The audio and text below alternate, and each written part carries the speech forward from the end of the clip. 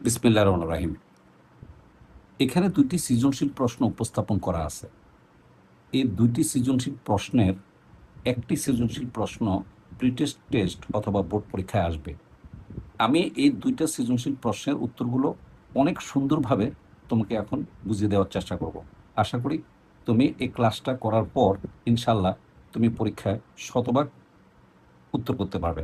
Pattern হয়তো change হয়ে আসবে, কিন্তু এই ২ টা কোয়েশ্চেন আসার সম্ভাবনা সবচেয়ে বেশি। আসি আমরা প্রথম সৃজনশীল প্রশ্নে আসি। বলা হলো এ কে অক্সিজেন উপস্থিতি যখন উত্তপ্ত করা হয় তখন বি উৎপন্ন হয়, আর বি যৌগকে ভ্যানাডিয়াম পেন্টঅক্সাইডের উপস্থিতিতে 450 থেকে 550 ডিগ্রি সেন্টিগ্রেড তাপে উত্তপ্ত করলে সি যৌগটি উৎপন্ন হয়। অতঃপর সি যৌগের সাথে সরাসরি পানি মিশ্রিত করলে ই উৎপন্ন হয়, পদ্ধতি ১। আর পদ্ধতি ২-এ আছে সি যৌগের সাথে প্রথমে 98% বিশুদ্ধ সালফ্রিক অ্যাসিড মিশ্রিত করা হলে ডি উৎপন্ন হয়, অতঃপর ডি এর সাথে পানি মিশ্রিত করলে ই উৎপন্ন হয়। এখন প্রশ্নটি হলো যে এই যে ই যৌগটি উৎপন্ন হলো, এই ২ টা পদ্ধতির মধ্যে কোনটি পরিবেশ বান্ধব পদ্ধতি ব্যাখ্যা করো। খুব ভালো করে খেয়াল করবা, এখানে একটা ইনফরমেশন আমাদের দেওয়া আছে। বলা হয়েছে যে এই মৌলটির এই যে পারমাণবিক সংখ্যা ১৬। আমরা কিন্তু জানি সালফারের পারমাণবিক সংখ্যা হলো ১৬। তাহলে অবশ্যই উদ্দীপকের এই যে মৌলটা আছে এটা হলো সালফার। দেখো এই সালফারকে যখন আমরা এই যে বিক্রিয়াটা দেখো, এই বিক্রিয়া সম্পন্ন করা দেখো, সালফারকে যখন আমরা অক্সিজেন উপস্থিতিতে উত্তপ্ত করব বললে সালফার ডাইঅক্সাইড গ্যাস উৎপন্ন হবে। অতঃপর উৎপন্ন সালফার ডাইঅক্সাইড গ্যাসের সাথে আবার আমরা অক্সিজেন মিশ্রিত করে যদি 450 থেকে 550 ডিগ্রি সেন্টিগ্রেড তাপে উত্তপ্ত করি তখন আমাদের সালফার ডাইঅক্সাইড গ্যাস উৎপন্ন হবে। এখন এই সালফার ডাইঅক্সাইড গ্যাসের সাথে সরাসরি যদি আমরা পানি মিশাই তাহলে সালফিউরিক অ্যাসিড উৎপন্ন হবে। দেখো এই যে সরাসরি যখন সালফার ডাইঅক্সাইড যোগ পানি সরাসরি সালফিউরিক অ্যাসিড উৎপন্ন হলো, কিন্তু এখানে একটা সমস্যার সৃষ্টি হয়। সে সমস্যাটা কি? সমস্যাটা হচ্ছে উৎপন্ন সালফিউরিক অ্যাসিড ঘন কুয়াশা সৃষ্টি করে। তো যদি উৎপন্ন সালফিউরিক অ্যাসিড ঘন কুয়াশা সৃষ্টি করে, নিশ্চয়ই সালফিউরিক অ্যাসিড বিপজ্জনক। তাই এই ঘন কুয়াশা আমাদের পরিবেশের জন্য মারাত্মক ক্ষতিকর। তাই এই পদ্ধতিতে সালফিউরিক অ্যাসিড উৎপাদন পরিবেশ বান্ধব নয়। তার মানে আমরা নিশ্চিত হলাম এই পদ্ধতি অর্থাৎ পদ্ধতি ১-এর মাধ্যমে এই ই যৌগটা হলো সালফিউরিক অ্যাসিড, এই সালফিউরিক অ্যাসিড উৎপাদনটা মোটেও পরিবেশ বান্ধব নয়। এবার আমরা আসি পদ্ধতি ২-এ কি আছে। আমার যে উৎপন্ন সালফার ডাইঅক্সাইড যে উৎপন্ন হলো, সে উৎপন্ন সালফার ডাইঅক্সাইডের সাথে আমরা 98% বিশুদ্ধ সালফিউরিক অ্যাসিড যোগ করব। যখনই আমরা 98% বিশুদ্ধ সালফিউরিক অ্যাসিড যোগ করব তখন আমাদের এখানে যে অতিরিক্ত ঘনমাত্রার পাইরোসালফ্রিক অ্যাসিড অথবা অলিয়াম উৎপন্ন হবে। এই যে অতিরিক্ত, এই যে দেখো সালফার ডাইঅক্সাইড যেটা আছে এটার সাথে যখনই আমরা 98% বিশুদ্ধ সালফ্রিক অ্যাসিড যোগ করলাম তখন এই যে অলিয়াম, অতিরিক্ত ঘনমাত্রা সালফ্রিক অ্যাসিডকে অলিয়াম বলা হয়। এই যে অলিয়াম উৎপন্ন হলো, এর অপর নাম হলো পাইরোসালফ্রিক অ্যাসিড, H2S2O7 পাইরোসালফ্রিক অ্যাসিড। তারপর এই পাইরোসালফ্রিক অ্যাসিড যখন আমরা পানি মেশাবো তখন আমার প্রয়োজনীয় ঘনমাত্রার আমি সালফ্রিক অ্যাসিড পেয়ে যাব। এটার অর্থ হলো আমি যদি পানি মিশাই তাহলে যে সালফ্রিক অ্যাসিড উৎপন্ন হবে তার ঘনমাত্রা কম হবে, আর পানি যদি কম মেশাই তাহলে সালফ্রিক অ্যাসিডের ঘনমাত্রা বেশি হবে। তাহলে এক্ষেত্রে কিন্তু এই যে অতিরিক্ত ঘনমাত্রার পাইরোসালফ্রিক অ্যাসিড বা অলিয়াম উৎপন্ন হওয়ার কারণে এটি ঘন কুয়াশা সৃষ্টি করবে না। ফলে এই পদ্ধতিটা পরিবেশ বান্ধব পদ্ধতি। তার মানে আমাদের সৃজনশীলের যে প্রশ্নটা করা হয়েছে 4 মার্কসের, সে যে ২ টা পদ্ধতির মধ্যে কোনটি পরিবেশ বান্ধব পদ্ধতি ডেফিনিটলি আমরা এখানে বলে দিতে পারবো। অতএব পদ্ধতি ২ এর মাধ্যমে ই উৎপাদন, ই মানে এখানে সালফ্রিক অ্যাসিড উৎপাদন পরিবেশ বান্ধব পদ্ধতি। এবার আসো আমার ২ নম্বর সৃজনশীল প্রশ্নে চলে আসি। ২ নম্বর সৃজনশীল প্রশ্নে দেখো একটা সুল্লি দেওয়া আছে। মূলত এটা হলো জিঙ্কের ২টা আকরিক আছে, একটা হলো জিঙ্ক ব্ল্যান্ড, এই যে জিঙ্ক সালফাইড, এবং আরেকটা হলো ক্যালামাইন জিঙ্ক কার্বনেট। এই ২টা আকরিক থেকে মূলত জিঙ্ক উৎপাদন করা হয়। তাহলে এর নাম কি? খেয়াল করবা, মনে রাখবা এই যে এটা মাটির তৈরি একটা ছোট্ট পাত্র, মাটির তৈরি পাত্র।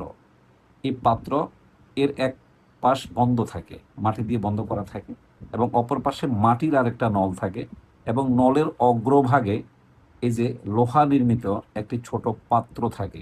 এই পাত্রকে প্রলং বলা হয়, এবং এটার বাংলা হলো বিবর্ধক।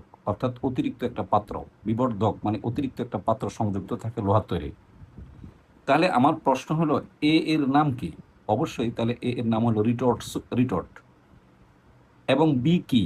বি হচ্ছে প্রলং। কেন ব্যবহার করা হয়?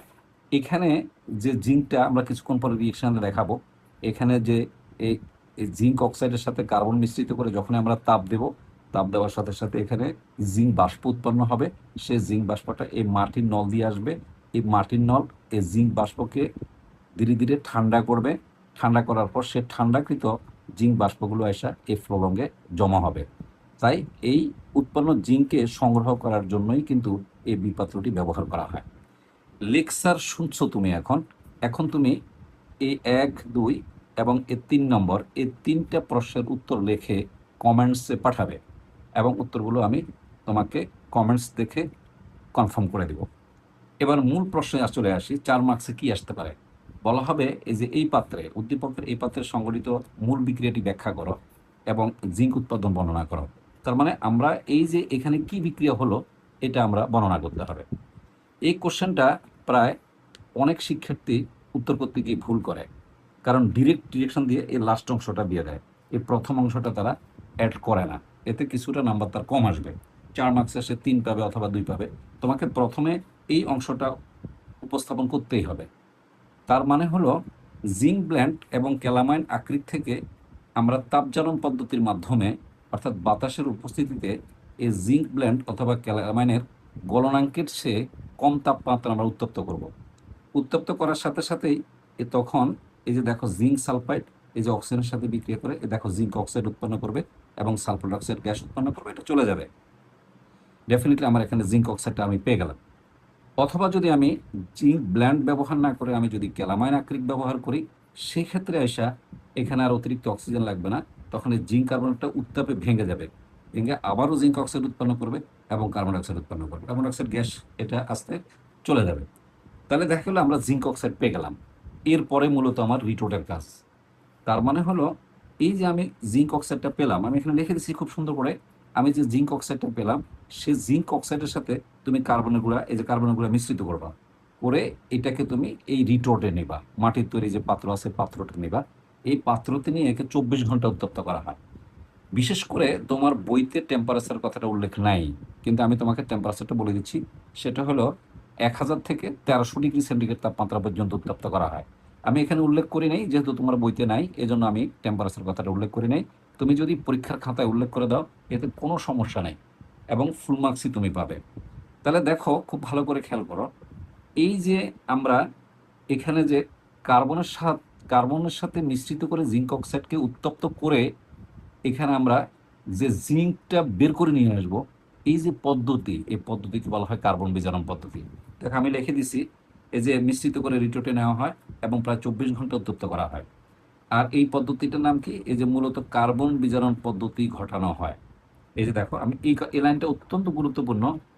এ পাত্রে অর্থাৎ রিটোর্টে এই যে মূলত এই যে কার্বন বিজারণ পদ্ধতি ঘটানো হয়, অর্থাৎ কার্বন বিজারণ ঘটানো হচ্ছে উৎপন্ন জিঙ্কের সহিত। এই যে আমরা কার্বনের গুঁড়া মিশ্রিত করে একে 24 ঘন্টা উত্তপ্ত করব। উত্তপ্ত করার সাথে সাথে কি হবে বলতো? এই যে দেখো জিঙ্ক অক্সাইড এই যে কার্বন দ্বারা বিজারিত হবে, বিজারিত হয়ে কি উৎপন্ন করবে? এই যে জিঙ্ক বাষ্প আর কার্বন মনোক্সাইডের নীল শিখা উৎপন্ন করবে। এখন এই যে কার্বন, এটাও কিন্তু গ্যাস এবং এটাও কিন্তু বাষ্প অবস্থায় আছে। ফলে এই যে জিঙ্ক বাষ্প এবং কার্বন মনোক্সাইড দুটোই কিন্তু এই নল দিয়া চলে আসবে, এই নল দিয়ে আসবে। আসার সাথে সাথে এই যে এটা মাটির তৈরি যে নলটা বা শীতক বলা হয়, এটাকে কনডেনসেশন বলা হয়। এই যে শীতকটা আছে এই নলটা এই জিঙ্ক বাষ্পকে আস্তে ঠান্ডা করে দিবে, অর্থাৎ ঘনীভূত করে ফেলবে বাষ্পকে। অপরদিকে কার্বন মনোক্সাইডকে কিন্তু ঘনীভূত করতে পারবে না। ফলে দেখো প্রলঙ্গের মুখে ছোট্ট একটা ছিদ্র আছে, এই ছিদ্র দিয়ে নীল শিখা সহ এই কার্বন মনোক্সাইডটা কিন্তু বেরিয়ে যাবে, এখান দিয়ে আস্তে বের হয়ে যাবে। ফলে এই যে ঘনীভূত যে জিঙ্কটা আছে, অর্থাৎ যে জিঙ্ক বাষ্পটা ঘন হয়ে গেল অর্থাৎ শক্ত হয়ে গেল, এই জিঙ্ক বাষ্পটা ক্রমান্বয়ে আস্তে আস্তে আস্তে আস্তে আস্তে এই প্রলঙ্গের ভিতরে ঢুকে এই যে জিঙ্ক বাষ্পগুলো এখানে জমা হতে থাকবে, এই যে এখানে জমা হতে থাকবে, দুই পাশ দিয়ে জমা হতে থাকবে এই। আর যখনই দেখা যাবে যে এখানে নীল শিখাটা ধীরে ধীরে সাদা হয়ে যাচ্ছে, তখনই মনে করতে হবে যে এখানে বিক্রিয়াটা শেষ হয়ে গেছে। কারণ কার্বন মনোক্সাইডের নীল শিখা, যখনই দেখবো যে কার্বন মনোক্সাইড নীল শিখাটা আর আসতেছে না, মানে শিখাটা অর্থাৎ আলোটা বা আগুনটা যদি একটু সাদা কালার আসে, তখনই এটি স্টপ করে দেওয়া হয়, অর্থাৎ এই চুল্লিটা বন্ধ করে দেওয়া হয়। বন্ধ করে দিয়ে তখন প্রলংকে খুলে তার ভিতর থেকে জিঙ্ক কালেকশন করা হয়। এখন এখানে কেন সাদা ধোঁয়া সৃষ্টি হবে? কারণ তখন কার্বন মনোক্সাইড যদি না থাকে, তখন এই সরু ছিদ্র পথে সামান্য পরিমাণ জিঙ্ক বাষ্প বের হয়ে যাবে, আর জিঙ্ক বাষ্প দেখতে অনেকটা সাদা বর্ণের হয়। তখনই বুঝে নেওয়া হয় যে এখানে মূলত কার্বনের উপস্থিতি আর নেই এবং বিক্রিয়া পরিপূর্ণভাবে সম্পন্ন হয়ে গেছে। এভাবেই আমরা এই পাত্র থেকে আমরা এই যে জিঙ্ক নিষ্কাশন করি। এখানে লেখা আছে, খুব সুন্দর করে লিখে দিছি। তুমি এটাকে সেভ করে নিতে পারো, বারবার দেখে প্রশ্নগুলো মুখস্থ করতে পারো, অথবা তুমি এটার একটা স্ক্রিনশট নিয়ে সুন্দর করে তুমি এটা দেখে নোট করে ফেলতে পারবা। এবং এই দুটো কোশ্চেন খুবই ইম্পর্টেন্ট কোশ্চেন। আমি আশা রাখি ক্লাসটা তোমার কেমন লাগছে আমাকে জানাবে। কোনো প্রশ্ন থাকলে কমেন্ট সেকশনে পড়বে, আমি অবশ্যই তোমার কমেন্ট সেকশনে তোমার প্রশ্ন উত্তর দিয়ে দিব ইনশাল্লাহ। অনেক ধন্যবাদ।